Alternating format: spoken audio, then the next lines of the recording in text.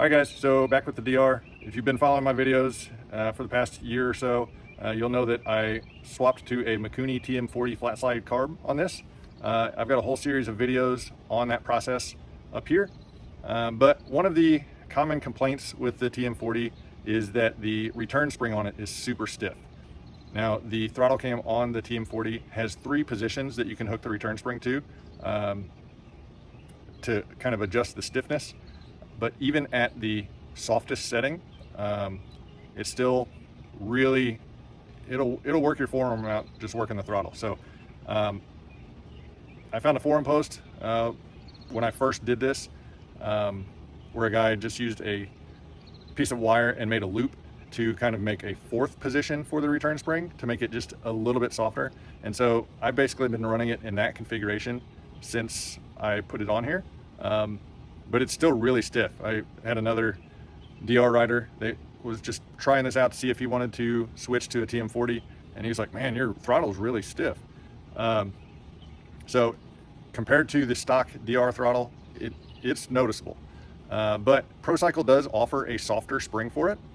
And so the last order that I had, I ended up, it's about 13 bucks, went ahead and added it to the order. And so I'm gonna swap that over and see if it makes a difference compared to the softest setting with the little wire loop that I've been running for a while.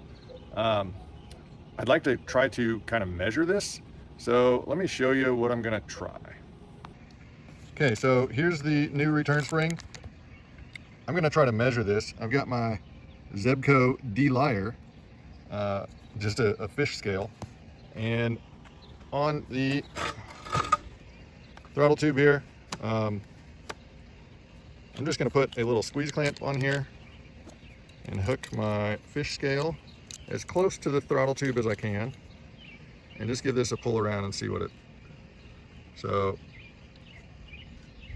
a little over 4 pounds of force to get that to turn. So that'll kind of be our baseline.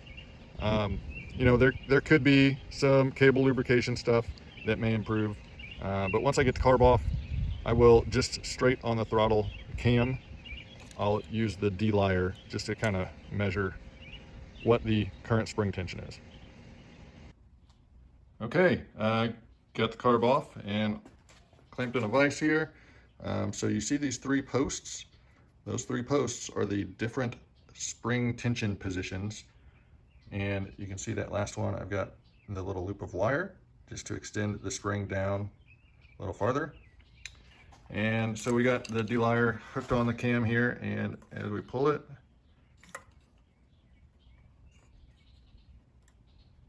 so it's first starting to move about 2.5, and then as we're going up to get it to continue going, it goes to about 4 pounds. So not much additional drag was made from the throttle cables. So to get the spring out, basically you got to pull the cover off here.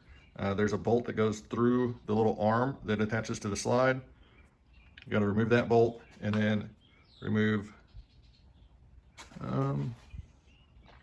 there's a little roll pin there that has to be pushed out, and then maybe something on this.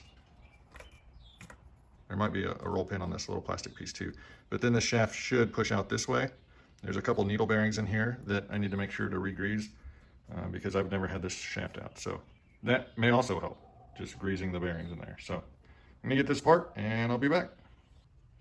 Okay, so here you can see the little loop of wire that I had connected between this hook of the spring and this lower little spring knob.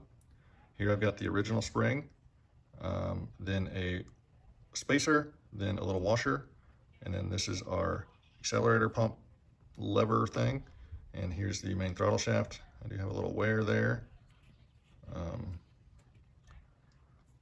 And then looking at the carb, so the throttle cam fits here. The big hook of the spring goes kind of under your little bracket here and loops over this little part of the carb. And then inside the bore is where the thick white spacer goes. And you've got this arm for the slide. and then you've got the little washer on this side, and then your accelerator pump lever, and then the shaft. So looking in here, so there's a little needle bearing in there, but it looks like it's just a bushing on this side. So the side that's got all the tension on it does have a needle bearing. So I will use some super lube synthetic grease just for inside that needle bearing. Just comparing these two springs, the original versus the new one, it looks like maybe it's a little thinner wire gauge, but can't tell if it's same number of winds. Yeah, looks like the same number of turns, so maybe just a little thinner gauge wire, so you got not quite as much tension. So I've read that with this softer spring, to make sure that you've got enough return force, that instead of using the softest setting down here, you got to use the medium setting. I'm sorry, the softest setting is way down here. Use the medium setting instead. So we'll just see how that goes. So you can see the little drive pin. I just pushed halfway through, and you do it on the cam side, not the other side. So I'm gonna get this bearing lubed and get the new spring in. I'll clean up some of my parts and we'll test it out. Okay, so got the new spring in, get everything reassembled. Pretty straightforward process. Now you can see I've got 3 different spring positions there. I'm on the stiffest setting right now. So let's see what we got. So about the stiffest setting is about what we had earlier. So about 3 pounds. So to change settings, you just got to get a flat blade screwdriver and pry that little hook over so that it pops down to the next. Okay, so we're on the middle setting now. Let's give it a try. So it took about 1 pound off, maybe 2.5, before we start moving. See if we can get it on this last setting. Trying to do this 2 hands.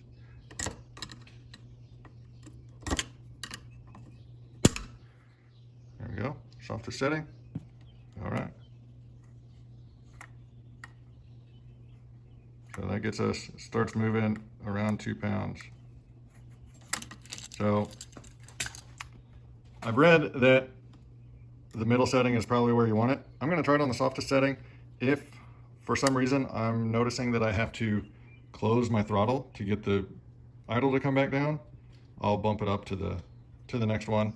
But I'm trying to get it softest setting as possible. Man, that's already noticeably different. I did lube this bearing and lubed inside this boss here, but it's way better than it was. So all right, so it's back in there. Throttle is much lighter, but I can see on that first tension spring, especially if the bars are cranked all the way to the right, it kind of hangs up a little and doesn't go all the way closed. I don't know, I think I'll probably run it on that softest setting. I like how it feels. All right, so let's test it out with this new spring on here.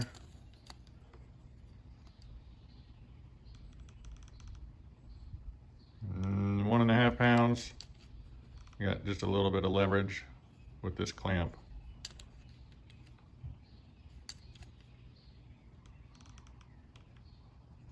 So about 2 pounds. It's about what it was. Yeah, I really like how it feels. All right guys, so first test ride with the throttle spring in the softest setting.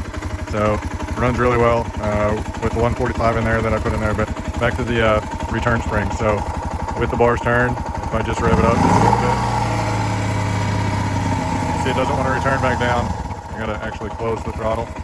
Probably not that big of a deal unless you're in some like real tight technical stuff where you need to be like idle speed. Of course, you could probably drag the clutch a little to bring the throttle down a little bit. All right guys, so as you saw, that softest setting, just a little too soft, doesn't quite have enough to pull the slide all the way down. Could probably deal with it if I was just riding street gravel roads and nothing technical. It probably wouldn't be that big of a deal, but we do occasionally get into some fairly technical stuff, that at least technical for this size of bike. And I don't want to risk the throttle hanging a little bit and getting me into trouble. So I do know that the spring tension on the stiffest setting felt like about what it was at the very easiest setting with the stock spring, even with the little cheater loop. So this middle stiffness on this new spring should be right there, a good spot. I put the 145 main in, and I got out on the highway and did some wide open throttle pulls, and no stumbling, no issues. It does feel a little crisper all the way around. So I think this will probably help my fuel mileage as well. So looking forward to this coming up weekend, getting out and getting some more miles on it. And if you have any questions or comments, definitely leave them down below. If you like what I do, give me that thumbs up, hit that subscribe button, and until next time, we'll see you later.